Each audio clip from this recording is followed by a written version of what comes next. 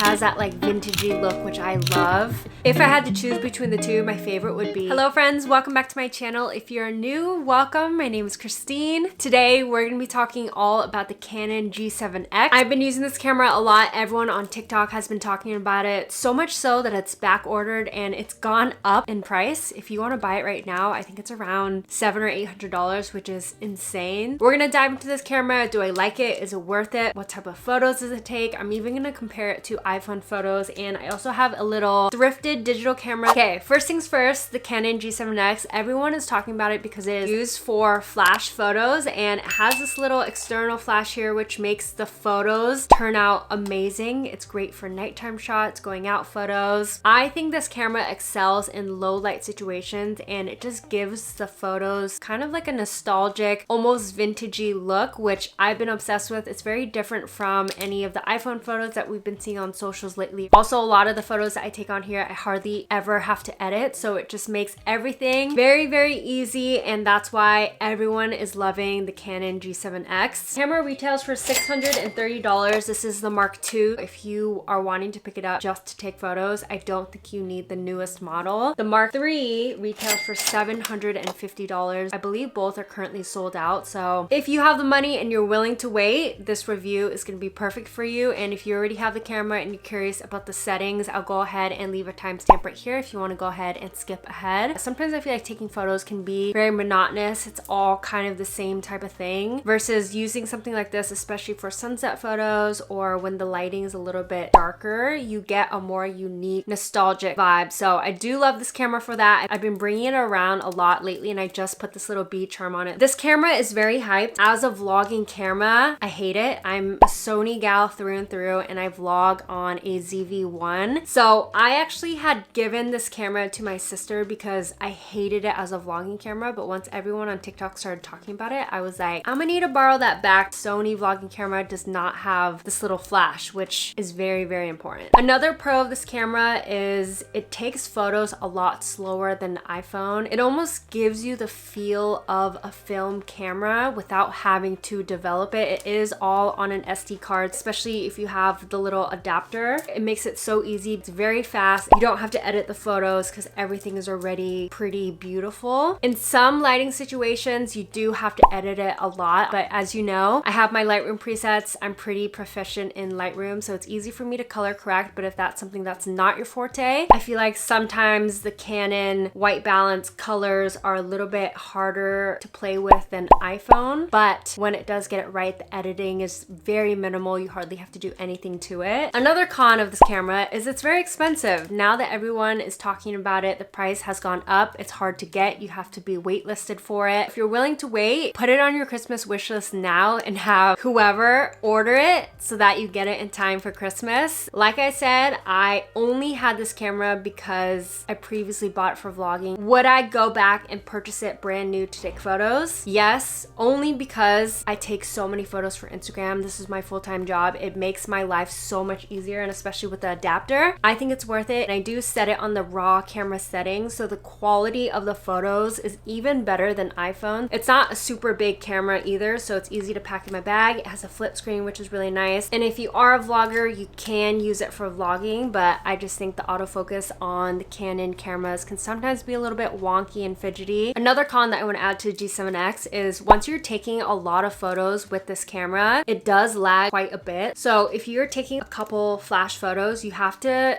like even now, it's taking a second. After like a couple of minutes, it's gonna start lagging really, really hard. It'll take a while to take photos. So sometimes this thing can be pretty laggy and slow, especially if you're wanting to rapid fire a lot of photos. It is a major drawback. For a $700 camera, you expect it to be a little bit faster and better, but I can also take this camera out with me all day. We took it with us to New York when we were there. The battery lasted all day. You hardly have to charge it, especially if you're using using it just for photos. Another con is one extra step to export the photos. If you don't have the adapter, you have to pop the SD card direct into your laptop. From there, airdrop it to your phone. Versus with an iPhone photos, you have it all right there. I say the adapter is totally worth it. I believe I picked this up from the Apple store for like 30 bucks, especially if you take a lot of photos. It just makes everything so much easier. I always have it in my bag with me, and even if someone has a different digital camera, a vintage camera, and it has an SD card, this adapter can read all of it. So I'll pop in some photos where I compare the Canon photos to the iPhone photos. You can see it looks like any other standard photo that you see on Instagram nowadays. The Canon ones have so much more character, has that like vintagey look, which I love. With iPhone photos though, you can capture the shot much faster. Sometimes shots are a little bit more harder to get in the moment. So if I am waiting for a taxi or I want to take a picture in front of like the subway and I just want something quick and easy, I'm gonna reach for the iPhone every single time. iPhone gives me a faster shutter and I'm more likely to get the shot that I'm looking for. Also with iPhone photos, I do feel like I have to edit it a little bit more to get the look that I want. Next, I'm gonna compare it to some photos that I've taken on this digital camera. So this is the Fujifilm Fine Pics, and this is actually something that I picked up on eBay, and I believe I picked up this camera for around $50 to $70. The only drawback is you can't get raw photos out of these cameras, but you do get kind of like that vintagey nostalgic vibe if that's what you're going for and you want to save money. These cameras are amazing. You can take fun pictures, airdrop to everyone because it is on an SD card. It is a lot smaller than my Canon G7X as well, so really easy to take with me anywhere. It has a built-in flash as well, and the settings are a little bit more limited, but once you get those down, you can get a very similar look. So you can see a lot of the photos that I took are gorgeous, and I've used them on my Instagram. People ask me all the time what camera I use, and I do think the Fujifilm cameras colors are gorgeous. I almost like the colors more than I do the Canon G7X, and I believe there is a Fujifilm vlogging camera that's kind of like the comparable to this one that has a built-in flash, but I believe that one is a little bit more expensive and it's also back ordered and out of stock. I like the colors on this better. The only thing I will say is with these cameras, a lot of the times you can't find them in store. You have to order them online or thrift them. A lot of the cameras don't come with the chargers. I had to place a separate order on eBay to try to find the same type of battery and chargers that will work with this camera, and it is a lot of trial and error. I think I ordered like 2 or 3 different chargers before I finally found one that works. You also have to make sure that the cameras that you are buying have the same SD card because some of the cameras are so old. So is a little bit more research is required. You're haggling with like independent sellers. The price will vary a lot, but if you are trying to save some money and you have the patience and time to look, I do think these cameras are really cute. It's a really great gift idea as well. I actually thrifted this one and it works and I do really enjoy it, but I feel like I don't really have a need for it. So if you guys want to buy this one off me, I will leave my Instagram down below. Just DM me saying that you came from YouTube. Happy to sell it to one of you guys. It also comes with the charger and backup batteries as well. The cons of this camera is it does take a longer time to take photos than the Canon G7X. It is a little bit more of a learning curve. For the price point though, it's something to be expected. Sometimes I feel like in the moment kind of blurry photos look a little bit more effortless and fun, so I do like that. If we're comparing the 3 of these, I would almost say get a vintage digital camera. It's a more unique look, especially because so many people now have the Canon G7X. The battery life on these are really bad, so I probably have to change the battery about halfway through the day. I always have backup batteries with me, so it does take up a little bit more space. I try to link similar options to this camera down below, but for the price point, I think it's great. However, if you want to step up your Instagram game, if you take a lot of photos, if you travel a lot and you're willing to spend, I do think the G7X is worth it. Brand and I recently were in Vegas and I took this with me. It took so many amazing photos and we went to the iHeartRadio festival. They only allow smaller cameras, so I was able to bring this in. Even a couple of the girls that we were on the trip with borrowed my camera and were able to use my adapter to airdrop themselves the photos. So it's easy to use. I think it's worth the investment, especially if taking photos is something that you care about and do a lot. I think it's 100% worth it. That being said, let's go ahead and dive into the settings. I have it set to the scene mode up here. That's just what I do. It's easier. You also have a little flash button right here on the side, so you do have to trigger that manually every single time. And then on the screen, you'll hit this little flash button right here and you'll turn on the flash so it always goes off. A lot of times I've heard people say that they struggle with the focus. The shutter buttons right here, you want to half press so that it focuses, and you can see the little green boxes on the camera, and then press it all the way down. That gets you a clear photo. So when you have it set to the scene mode as well, there is different little settings that you can do. There's self-portrait. I prefer portrait mode, but there's all these different shots if you want to play around with them. For the type of photo, I want it to shoot raw, and this is just gonna get you the highest quality photos, especially if you're like me and you like to edit your photos at all. You can also upload them to Lightroom, and this just gives you the most capabilities. If you hit the menu button, image quality, this is where you select raw. So you can also do one of these settings if you just want something that is compatible with any phone. Up here, you can also adjust the brightness of the camera. So if you're out, you find that a lot of the photos are a little bit too bright, you can lower the exposure down to like -1, just like the exposure on the iPhone. So I usually have it at like -0.3. Okay, so those are pretty much all the settings that I use for this camera. I'll show you what it looks like when I'm exporting the photos to my phone. You can stick the SD card straight in there, plug it direct into your iPhone. And then if you go to photos, you'll see there's a little import button right here. And